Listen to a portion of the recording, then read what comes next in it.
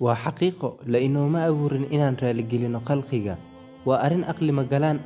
إن رالجلي صدتك أردن كسع وحقات كسعته أنت أيهم وح أن ألك عريسينين أن خلافين شرع الدين إسلام كتوصل